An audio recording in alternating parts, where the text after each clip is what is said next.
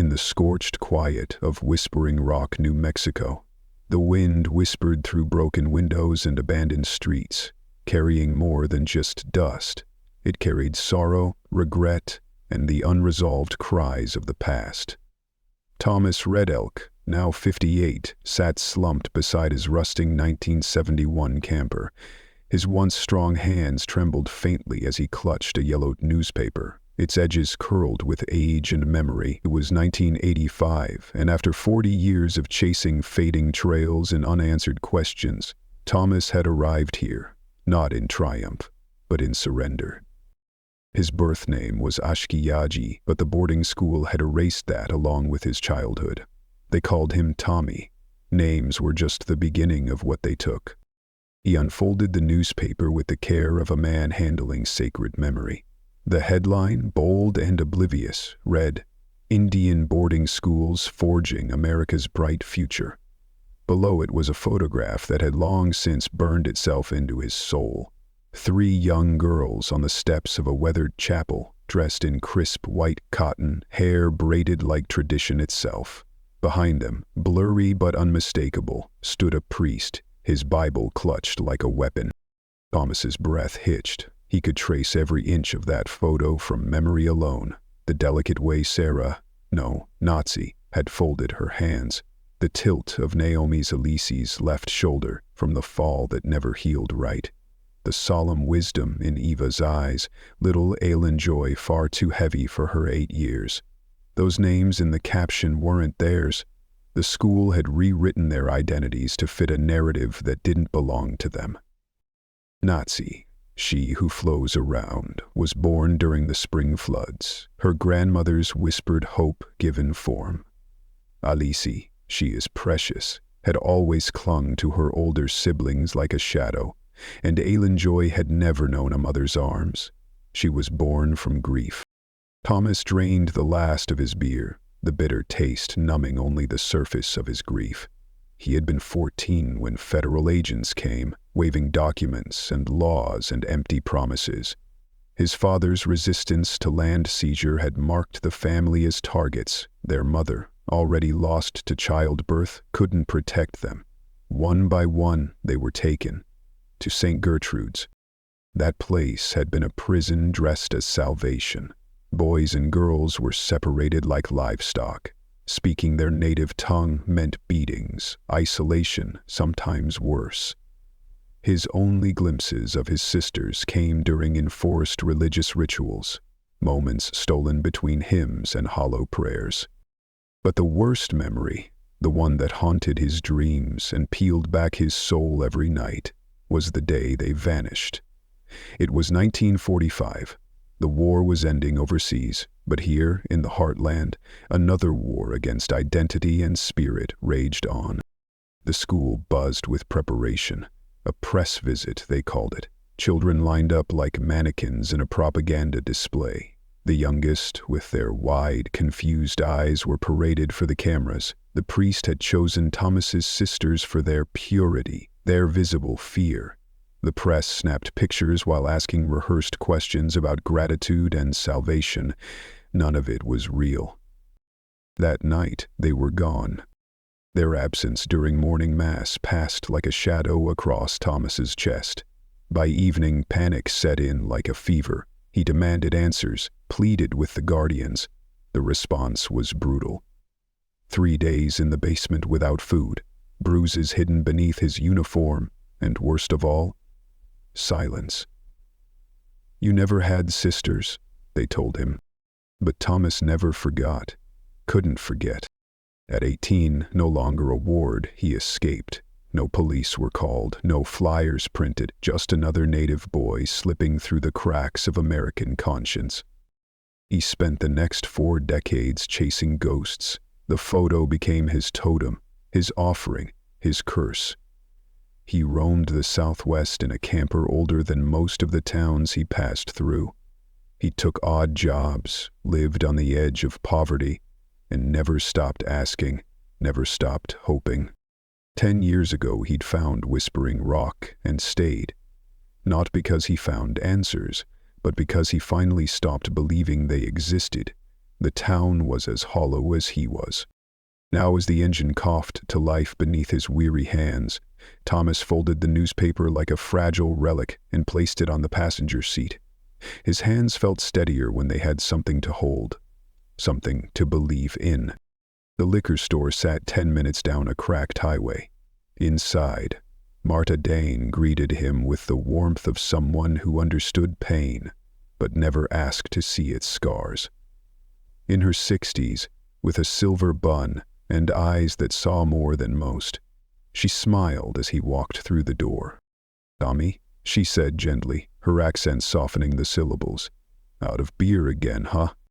He smiled, faint but real. The world hadn't given him much, but it had given him Marta, and on days like today, that was almost enough to keep breathing. Tommy managed a weak, grateful smile, one that carried the weight of gratitude he rarely expressed. Marta was among the few souls in Whispering Rock who treated him not as a cautionary tale or a burden, but as a man still fighting to remain whole. Over the years, their connection had grown from shared silences and kind nods into something resembling friendship. "You know me too well, Marta," he murmured, heading toward the back of the store. The cooler buzzed softly, humming like the lullaby of loneliness. He picked out 6 of the cheapest beers available, his hand lingering just a moment longer than necessary, and brought them to the counter. But as he fumbled through the worn fabric of his pocket, his heart sank. The crumpled bills he counted didn't add up. He had forgotten about the gas money from last week, and his next disability check wasn't due for days. Marta watched him quietly, her concern deepening with each recount. "Tommy," she said gently, her tone threaded with care, "you look worn down. When was the last time you ate something real?" He shrugged, embarrassed by the question, by his hunger, by the obvious truth of his addiction. "Money's tight right now," he muttered. "I'll come back once the check hits." But Marta leaned closer, her voice softer, laced with something almost motherly. "I know it's not easy. I've seen that newspaper you carry around like armor. I've seen the grief in your eyes. What if you came to church with me this Sunday? Maybe it might give you something you didn't know you needed." Tommy felt a wall rise instinctively. Religion had never been a sanctuary for him. The Bible had been forced down his throat at St. Gertrude's, prayers memorized under threat of violence. He hadn't connected to Catholicism, and he had long lost touch with his Navajo roots too. Spiritual homelessness defined him. "Church isn't a place for someone like me," he replied softly. "I'm not what your God would welcome." But Marta's eyes twinkled with something fiercer than pity. Conviction.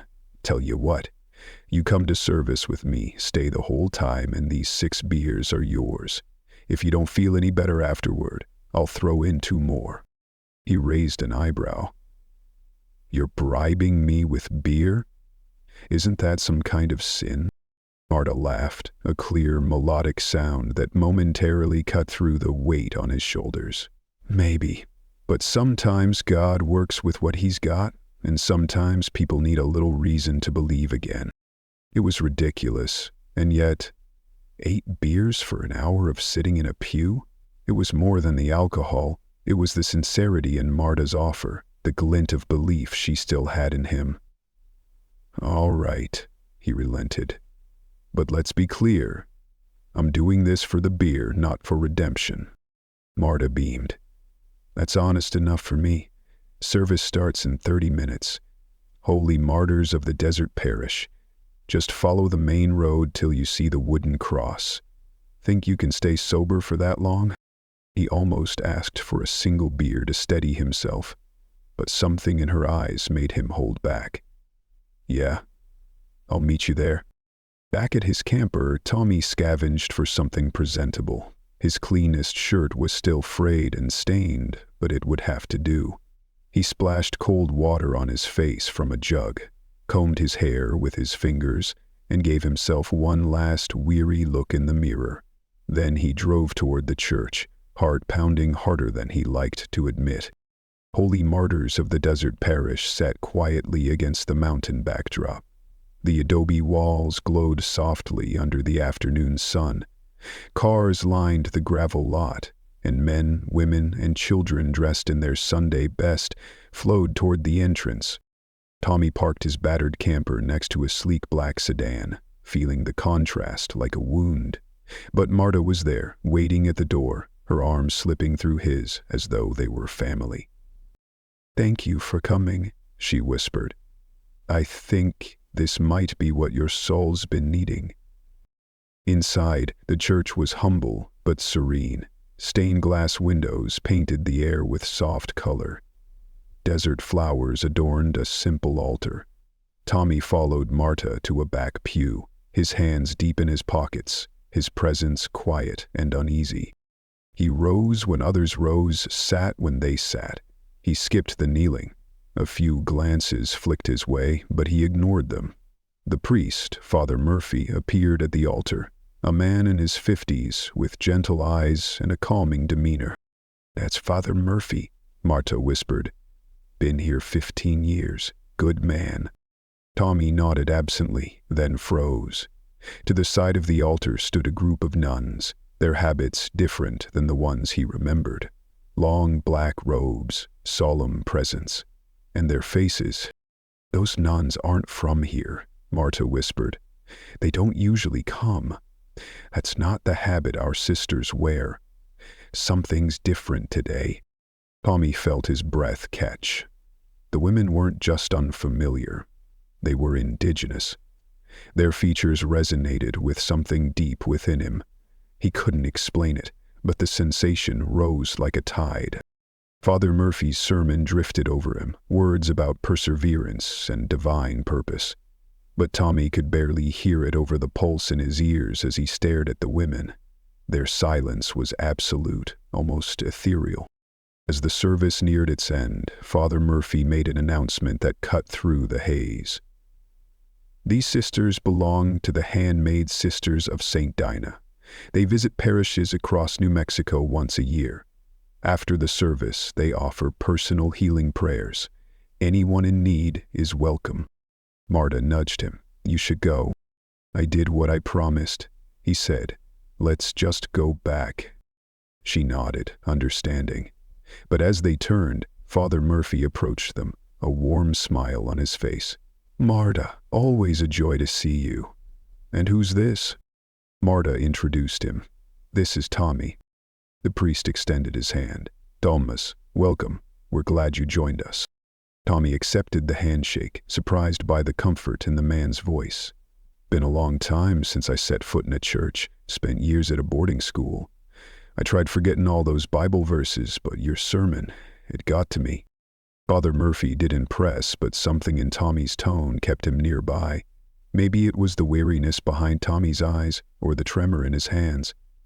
In quiet conversation, Tommy admitted to his struggles with alcohol, the aching weight of memory. But he stopped short of naming his sisters. That wound was too sacred. "These sisters," the priest explained gently, "live secluded lives. They pray in silence. They speak to no one outside their order, except during this month-long revival. They come bearing gifts of healing, some say miracles." And as Tommy turned his eyes back toward them, something in his chest shifted. Something old and buried began to stir. Father Murphy gestured gently toward the dark-robed figures near the altar. "You don't have to speak to them. Just write your prayer on one of the slips, light a candle, and place it in the box where they stand. When they return to their monastery, they'll pray over each request. Then, in a few weeks, they write their replies on the backs of those same forms. As they feel God speaks to them, we mail them back to the person who submitted the prayer." Tommy felt something stir inside him, curiosity mixed with a desperate old ache. "So you're telling me the nuns will write what God tells them, personalized for each prayer?" "Exactly," Father Murphy confirmed, his voice unwavering. Encouraged once again by Marta, Tommy gave in to the gnawing question that had lived inside him for decades. Maybe, just maybe, this strange tradition could yield something real, something healing. He stepped toward the front of the church, his boots echoing faintly against the tiled floor. At a modest wooden table, he found a pen and a small stack of prayer slips. His hand shook slightly as he wrote, the words spilling from a part of him he rarely allowed to speak. His name. His prayer. And then, almost too softly to register, "Please, tell me where my sisters are." Guided silently by one of the solemn nuns, he lit a candle.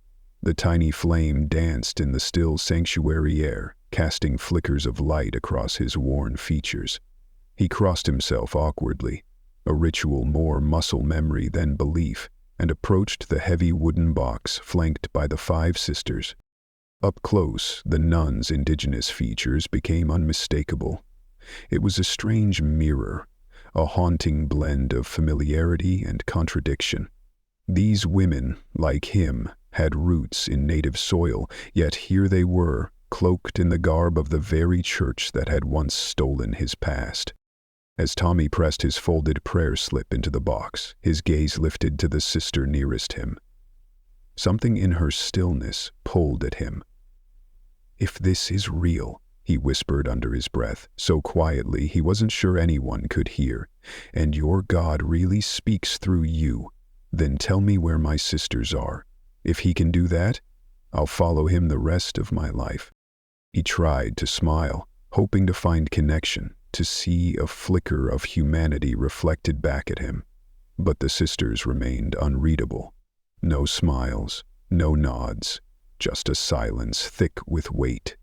Yet he noticed one of the nuns' expressions flicker at the mention of his sisters, a subtle shift, brief but undeniable. As Tommy turned to leave, he looked back one last time. The same nun was lifting the prayer box with difficulty. Her limp was slight but evident, favoring her right leg. He watched as she staggered briefly, catching herself, then disappeared behind a door.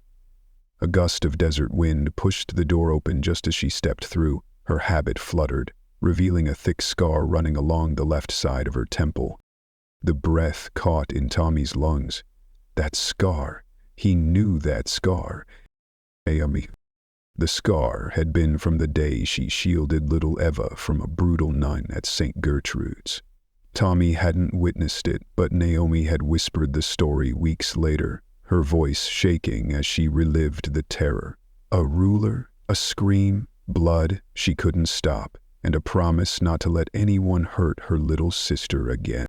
He opened his mouth, her name on the tip of his tongue, but the door clicked shut before he could speak. The moment vanished, swallowed by silence. A younger nun gestured gently for him to move along.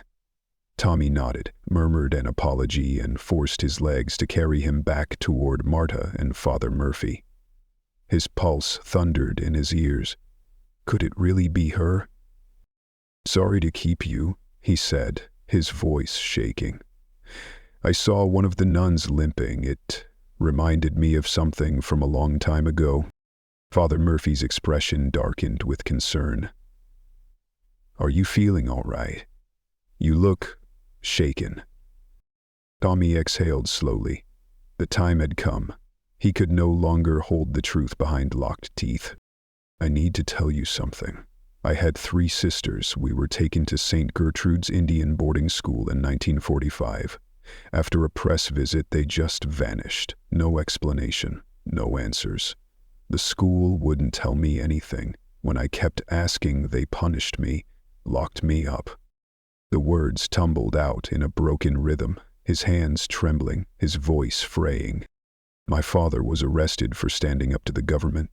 My mother died giving birth to my youngest sister. And then they took us. First him, then me, then them. I've spent my life searching, no leads, just that photo, and the hope that one day I'd see them again." Father Murphy laid a hand on Tommy's shoulder, steady and warm. "I can't imagine what you've endured. That kind of grief, the not knowing, it's the hardest thing of all. What do you need most now? Tommy looked up, eyes brimming. I want to know how to forgive, how to move on. I drink just to survive the nights, but it doesn't bring peace. It never has. The priest paused, then asked, Do you know the story of Abraham? He waited decades for a promise. He lived with uncertainty, but he kept believing. Sometimes God's answers take time, but they do come. He nodded toward the prayer box. You asked for something today. Maybe, just maybe, the reply that comes back will bring you closer to the peace you've been seeking. Tommy felt hope ignite inside him, faint but undeniable. Can you tell me more about these sisters, the handmaid sisters of St. Dinah? Why are they all indigenous? Where do they live? Father Murphy's face shifted slightly. The order was founded by Father Milford decades ago. His son continues the ministry now. But I must tell you, we're not permitted to share much. Their location is confidential. Their way of life, secluded. They take vows of silence, live in complete separation. No contact, no visitors.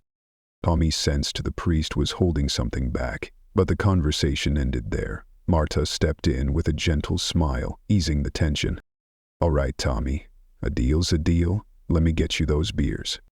They left the church together under the golden hush of late afternoon. In the parking lot, Marta climbed into her car. I'll meet you back at the store. Tommy drove slowly, the dust rising in his wake, thoughts spiraling in every direction.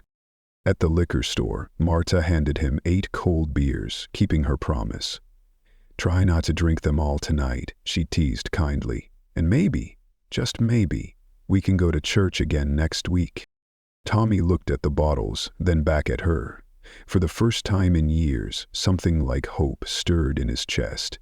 It wasn't salvation yet, but it was something. It was a beginning.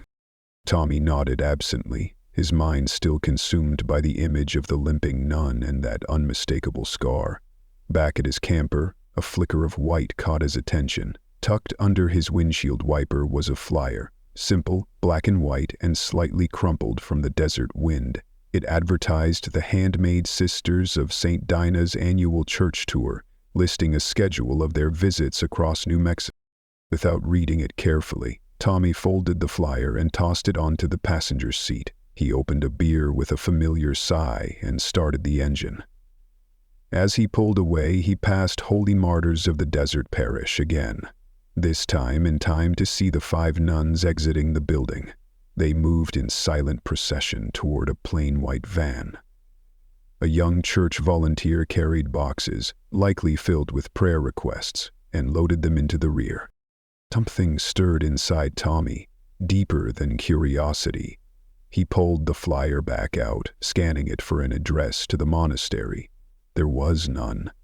Only an invitation to attend one of the tour stops. That secrecy sparked a decision in him. If Father Murphy wouldn't tell him where the monastery was, maybe the van would. He had to know where they were going. Fueled by a mixture of hope, suspicion, and desperation, Tommy followed from a distance as the van wound its way eastward. The town faded behind him, replaced by endless scrubland, dry grass, and jagged mountains.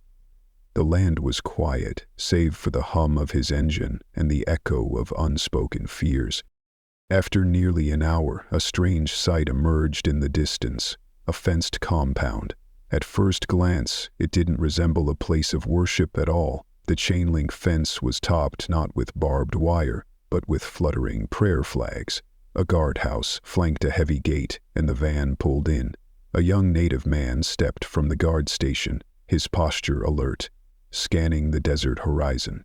Then, with cautious deliberation, he opened the gate and let the van pass. Tommy parked behind a ridge of brush, heart pounding. This place felt off. The buildings inside the compound were utilitarian and cold. Not the quiet beauty of a monastery, but something more institutional.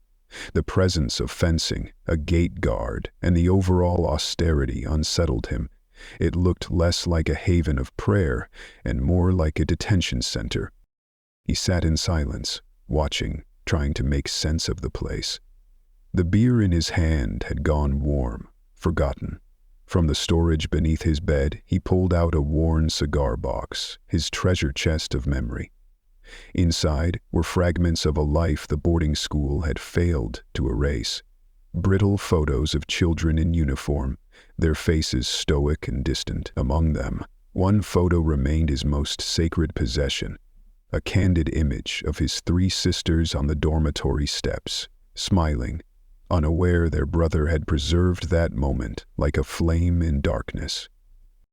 Then came the pendant, turquoise set in silver, strung on a leather cord softened by years. His father had made 4, one for each child, engraved in Navajo with their true names. Tommy's read Ashkiyaji. The pendant carried more than memory. It was protection, identity, lineage. He slipped it over his head and let it rest on his chest, where it had always belonged. Last in the box was a folded piece of paper, an old lunch menu from the boarding school. On its back, Tommy had drawn a sketch by moonlight during a restless night. His sisters, frozen in a moment of rare gentleness, Naomi braiding Eva's hair, Sarah singing nearby. It was from memory, and it still glowed with the love that had survived even St. Gertrude's cruel walls. He held the drawing in one hand, the image of the scarred nun in his mind, and felt the rising certainty that it had been Naomi. The eyes, the mouth, the unmistakable scar. Suddenly, the compound gate opened again, and modest sedan drove out. As the gate opened wide, Tommy glimpsed the courtyard beyond. 2 nuns stood in the open, locked in a quiet embrace. One appeared to be crying, her shoulders shaking, while the other comforted her with a soft touch. A third figure, dressed in plain clothes, emerged and led them firmly back inside. The gate slammed shut. Tommy stared, unnerved. Nuns weren't supposed to cry. Sanctuaries weren't supposed to need guards. He wasn't drunk. He had barely sipped that beer. The car was gone before he could follow. Instead, he reached up and clutched the pendant, letting its weight remind him who he was. Then he stepped out of the camper, walking slowly across the cracked desert earth toward the gate. The young guard stepped out, eyes sharp. One hand rested near a radio clipped to his belt. "You can't be here," the guard said evenly. "This is private land." Tommy raised his hands in peace. "I'm not here to make trouble, brother. I just want to know, is this the monastery of the Handmaid Sisters of St. Dina? I'd like to speak with Father Milford II. The guard's eyes narrowed. His office is in Santa de Rosa. He doesn't live here. Only the sisters do. Tommy reached for the pendant around his neck, letting it catch the desert sunlight. The effect was immediate. Recognition flickered across the guard's face. They locked eyes. 2 Navajo men, strangers yet connected by something deeper. In their culture, turquoise was sacred, protective, a tether between earth and sky, past and present. "They can't help you much," the guard said finally, his tone softer. "Even for a brother like you. But if you really want answers, talk to Father Milford II.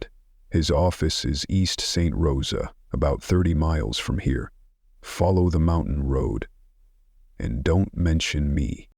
Tommy nodded, but a question still burned.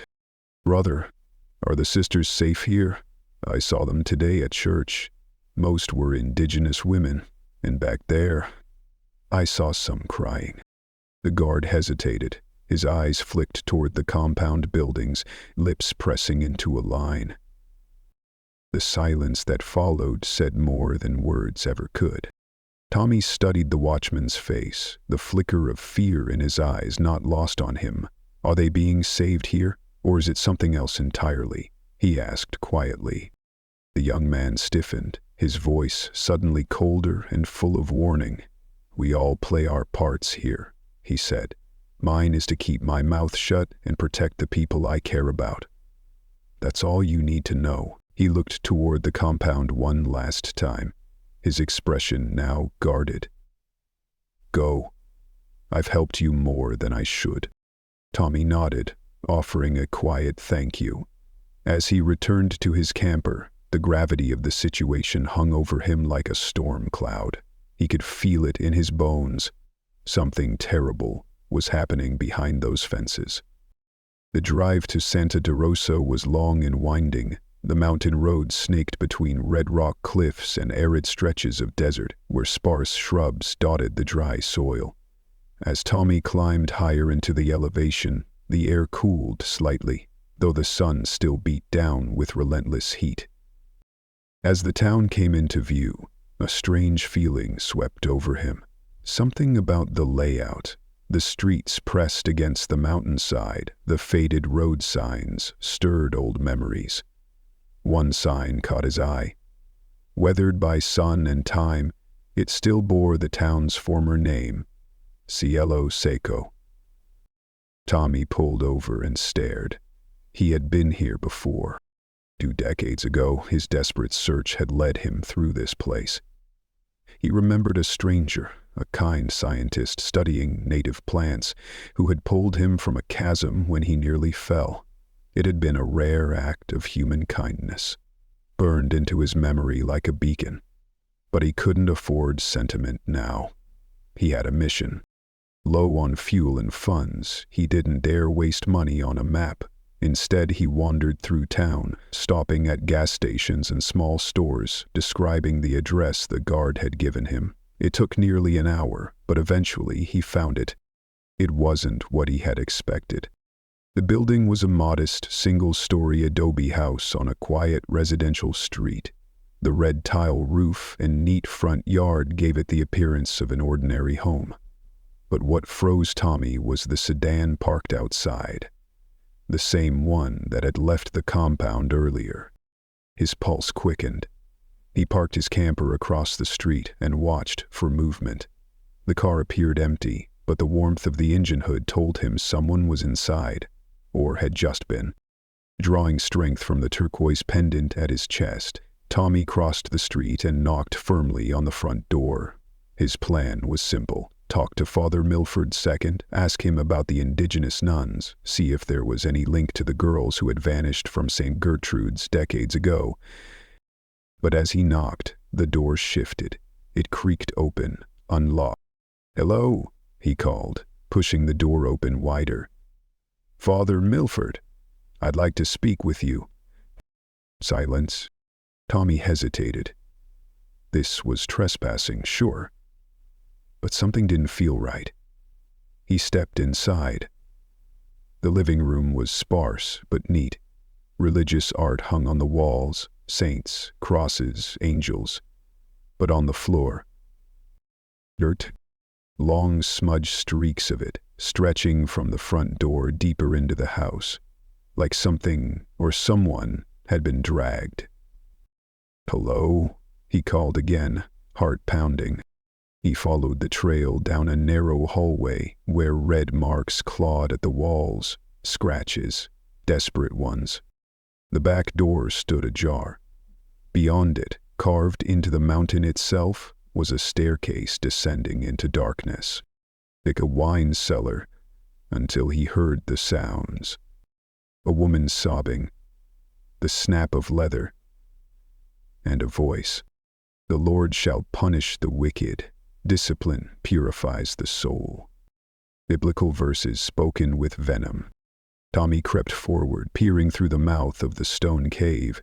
Candlelight flickered across the rough walls, casting twisted shadows. A woman cried out again, her voice hoarse with agony. Then a robed figure moved near the stairs, heading upward. Tommy didn't wait. He bolted back through the house, adrenaline pumping, out the front door and into his camper. Hands shaking, he turned the key. The engine roared to life and he sped through the streets, barely aware of his surroundings. He had to report this, now. The police station sat near the center of town, a low, flat building with 2 patrol cars outside. Tommy skidded into the lot, threw open the door, and rushed inside. The room smelled of stale coffee and old cigarettes. 2 officers looked up, startled. "I need to report a crime," Tommy shouted. "There's a woman being tortured, right now, at Father Milford Technis' house. There are underground chambers, people crying, someone quoting scripture like it's a weapon." The older officer, stocky, gray-hailed, wearing a sheriff's badge, stood slowly. "What's your name? And what exactly are you saying?" Tommy recounted everything: the open door, the marks, the voice, the cries. He saw the skepticism creep into their expressions. "You smell like beer," the sheriff said, wrinkling his nose. "How much have you had today?" "Hours ago." "That's not the point. Someone's being hurt." The younger officer raised a brow. "You're accusing Father Milford II? The priest?" "Yes, I know how it sounds, but you need to go there." The sheriff's voice turned hard. "Listen here, Chief. Father Milford II is one of the most respected men in Santa Dolorosa. He wouldn't hurt a fly." Tommy's desperation grew. "Just send someone to check. 5 minutes, that's all." The sheriff stepped closer. "You admitted you entered private property. You're making slanderous claims about a religious leader. I could charge you with trespassing right now." "I didn't break in. The door was open." The sheriff walked to a shelf and picked up 2 framed photos. He held them up. "This here is Father Milford, the founder, died about 15 years ago. And this," he pointed to the second, "is his son, Father Milford III. "Wait." Tommy's blood ran cold. The second photo. The man was unmistakable. Older now, but it was the same priest from that newspaper photo. The same one who stood behind his sisters on the chapel steps 40 years ago. "This town has been blessed since Father Milford II led us to change our name," the sheriff added, almost reverently. "From Cielo Seco to Santa Dia Rosa. He brought us peace." But Tommy felt anything but peace. He felt a scream rising from the depths of everything he had buried for 40 years. And he knew. He had finally found the man responsible for his sister's disappearance. The sheriff spoke with a tone soaked in reverence. "We've had the lowest crime rate in the entire county since Father Milford II took leadership. That man is a saint, practically untouchable." Tommy's stomach twisted with the chilling realization that law enforcement in this town had been consumed by blind devotion. Their allegiance to the priest ran deeper than duty, and any attempt to accuse him would fall on ears deafened by faith and fear. The sheriff's voice hardened. "This is your final warning. Leave, now. If you keep up this madness, I'll have you arrested for disturbing the peace and making false reports. Get out before I change my mind." Tommy exited the police station, adrenaline still thrumming through his limbs. His hands trembled as he climbed into his camper, the weight of powerlessness sinking heavy on his chest. He needed an ally, someone who could see beyond the veil of the priest's reputation. At the nearest gas station, Tommy spotted a payphone and pulled from his glove box a battered old address book, dog-eared and fading. Flipping through the worn pages, his finger landed on the name, Clyde Yazzie. Clyde had been a researcher Tommy saved from falling into a canyon more than 20 years ago in these very mountains. It was a life-changing moment for both of them. Tommy had held onto Clyde's promise of help for years, unsure if he'd ever need to call it in. Now he needed it more than ever. He punched in the number. It rang 3 times before the line clicked. "Easy residence." "Clyde, this is Tommy, Thomas Red Elk. We met years ago near Selco. You were doing research in the mountains. I don't know if you remember." A pause. "Tommy, Jesus, where are you? Still in the area?" "I'm in Santa Rosa. They changed the town's name from Cielo Seco." "Clyde, I think I found something. I think it's connected to my sisters. I saw a priest, Father Milford II, torturing a woman in a cellar." Clyde's voice faltered. "Tommy, that's a serious claim. Are you absolutely sure about what you saw?" I heard her scream. I heard the whip. He was reciting scripture, something about purging the heathen. I reported it to the police. They laughed me out of the station. They're in his pocket. Tommy, I don't know. Tommy's voice grew sharp. 20 years ago, I saved your life. You promised me if I ever needed anything. Well, I'm calling that in. The line was silent. Then Clyde said, "Where are you?" "Chevron Station on the main road." "Stay there. 10 minutes. And he was. Clyde pulled in driving a battered pickup, older now, his silver hair swept back, his face lined by decades of desert wind. He stepped out, his gaze direct. "Tell me everything." Tommy did, from the church service to the scarred nun, from the compound to the cries in the cellar. Clyde listened without interruption. As Tommy spoke, he saw the color drain from his friend's face. "You're right. The local cops won't touch this, but the Navajo Nation Police Department might. Tribal members, cross-jurisdictional crimes. I've got a cousin there, Joe. He handles these kinds of cases."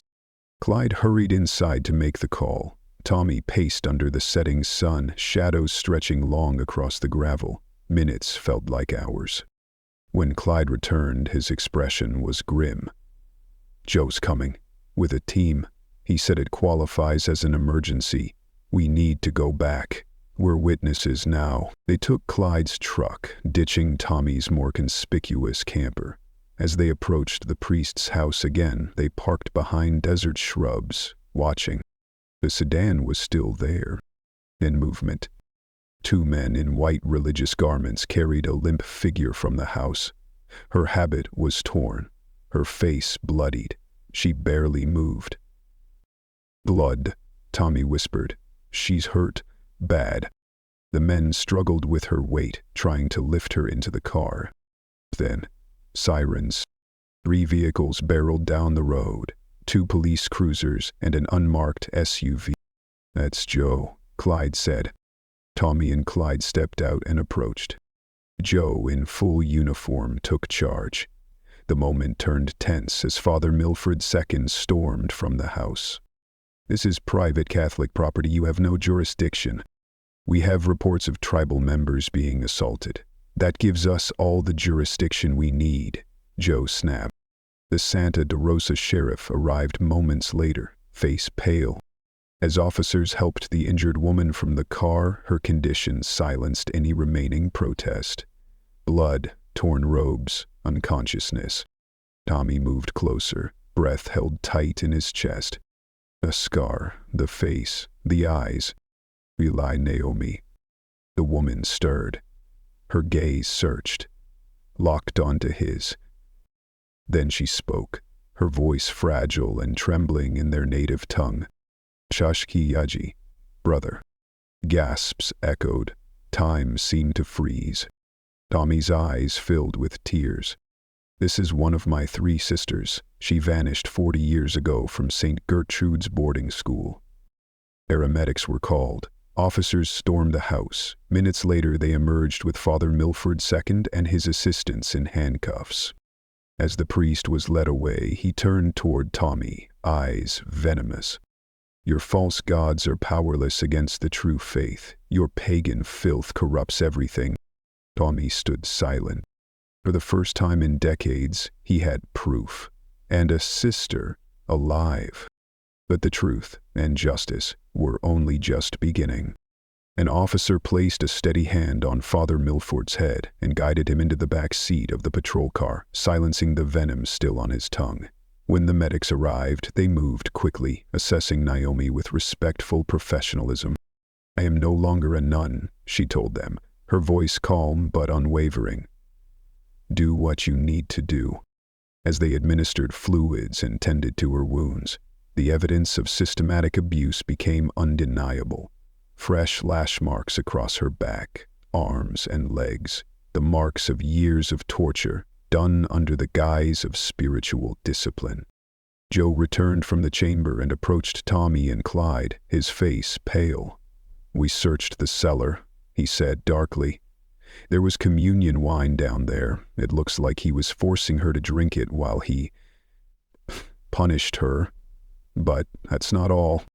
Naomi from the stretcher nodded slowly. "He made us drink wine to open our spirits," she whispered. "He said it would let the Virgin speak through us. When we couldn't deliver the answers he wanted, he said it was our lack of faith, and punished us." Joe shook his head. There was a statue of the Virgin Mary, but also a strange altar for Navajo rituals. He was mixing Catholicism with your traditions. Naomi let out a bitter breath. He believed indigenous women had stronger spiritual channels, a sacred link to the divine. He used that as justification. Only we were beaten, never the white nuns. Clyde looked sick. So he weaponized both your heritage and your faith. Naomi's voice trembled but grew stronger. He gave us wine, made us meditate, said visions would come. When I refused, he made me an example. Tommy held her hand. "What about Sarah and Eva? Are they safe?" Naomi hesitated. "They learned how to survive. They gave him the visions he wanted. They stayed quiet, obedient. They're still at the monastery, faking spiritual answers to avoid the lash. It's easier to know what someone wants when their prayer is written down." Tommy felt the puzzle pieces fall into place. "I think I saw them. At the compound gate. 2 women, crying. I didn't understand at the time." Joe placed a reassuring hand on his shoulder. "We're coordinating a raid. We'll bring them to you." Naomi was loaded into the ambulance. Tommy climbed in beside her, Clyde close behind in his truck. As the sirens howled through the desert, Tommy felt the gravity of what was happening. After 4 decades, answers were finally surfacing.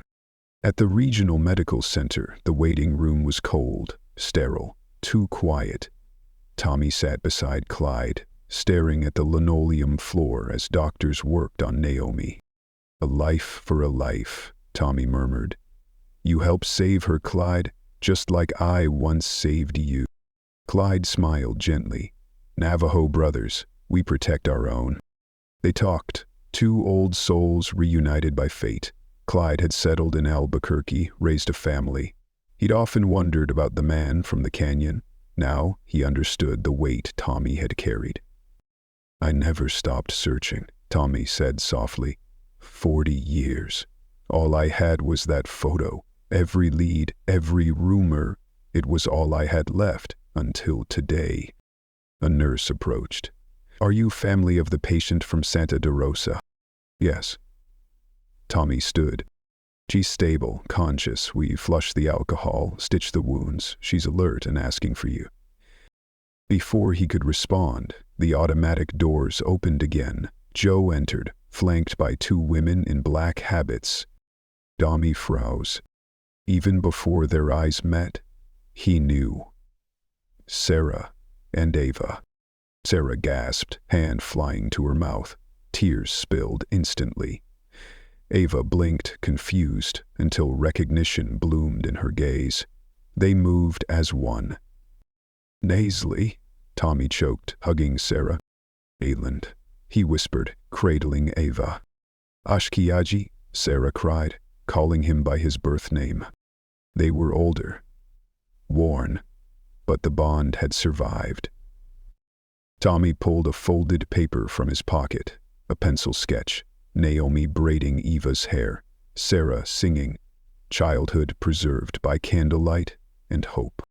"Do you remember this?" he asked. "You drew it in the dormitory," Sarah whispered. "When the guardians weren't watching." "Where is Elise?" Ava asked, voice cracking. "She's recovering," Tommy said. "She's going to be okay." Joe approached. "We need statements. Federal investigators are on their way. This is bigger than we thought." They moved to a private room, began recording testimony. Tommy and Clyde recounted the day's events. Then Sarah and Ava spoke. "In 1945, Sarah began, reporters came to document the school. We were bathed, dressed in borrowed clothes, photographed. Then Father Reginald Milford approached. He said we were chosen by the Holy Mother, that our prayers would be answered if we obeyed. Promised salvation, Eva added, as long as we took vows of celibacy and silence. The school staff walked us straight to him, Sarah said bitterly, through the back halls, to the prayer room. Then he drove us to the compound. Joe asked, "What happened there?" Age's voice flattened. Silence, discipline, shame. We were stripped, beaten, forced to confess sins we never committed. It was systematic. And later, Sarah said, he used us, forced us to write prayer responses, made us drink, mixed Navajo traditions with Catholic rites, all to impress donors. It was profitable, Ava concluded. People paid for sacred answers. Tommy's fists clenched. Why didn't anyone find you? Joe answered, because no one looked. Boarding schools moved children freely, no oversight. Your sisters were marked as reunited with a white Christian family, no trace. Tommy pulled out the old newspaper photo. I always suspected someone, but not the priest himself. A nurse reappeared. Room 12. She's asking for her family. They entered quietly. Naomi, bandaged, IV attached, smiled when she saw them. I can't believe this day has come, she whispered. Tommy took her hand. You were right there at the church. I was so close. God works in mysterious ways, Naomi said, her voice gentle. Maybe it was the Catholic God, maybe our ancestors, maybe both, but it brought us here. Eva nodded. I still believe. But that place, those people, they twisted everything. Tommy looked at them. Maybe now, together, we can find faith the right way, a way that honors who we are. The four siblings sat quietly in the room. Scars, not yet healed. Justice, only beginning. But together, for the first time in 40 years, Tommy felt peace. And something even rarer,